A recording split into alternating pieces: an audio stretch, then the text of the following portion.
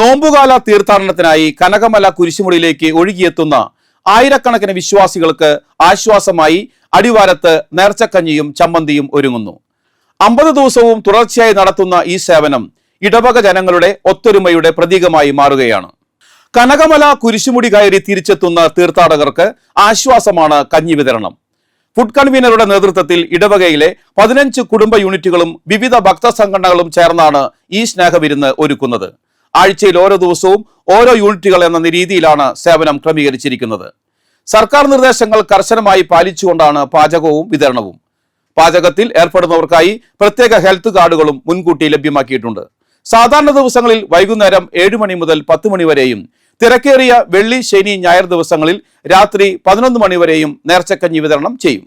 ഇടവക ജനങ്ങളുടെ ചിട്ടയായ പ്രവർത്തനമാണ് ഈ ദൗത്യത്തിന്റെ വിജയമെന്ന് തീർത്ഥാടന കേന്ദ്രം റെക്ടർ ഫാദർ ഡെയ്സൺ കവലക്കാട്ട് പറഞ്ഞു. വെള്ളി മുതൽ ഞായർ വരെയുള്ള ദിവസങ്ങളിലാണ് തീർത്ഥാടകരുടെ വൻ തിരക്ക് അനുഭവപ്പെടുന്നതെന്ന് ജനറൽ കൺവീനർ വർഗീസ് കള്ളിയത്ത് പറമ്പിൽ വ്യക്തമാക്കി.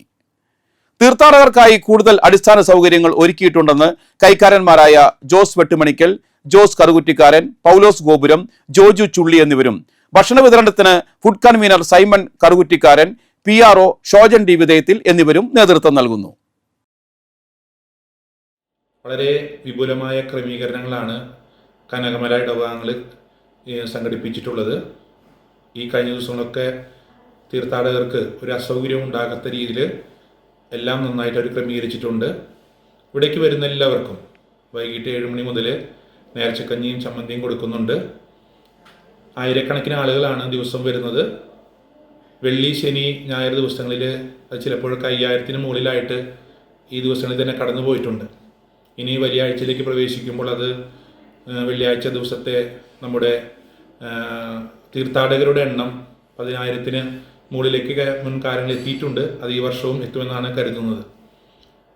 നേർച്ചക്കഞ്ഞി തയ്യാറാക്കാനും വിതരണം ചെയ്യാനും നമ്മുടെ ഇടവകയിലെ 15 കുടുംബ യൂണിറ്റുകളും ഭാരവാഹികളും അക്ഷീണം പരിശ്രമിച്ചുകൊണ്ടിരിക്കുകയാണ്.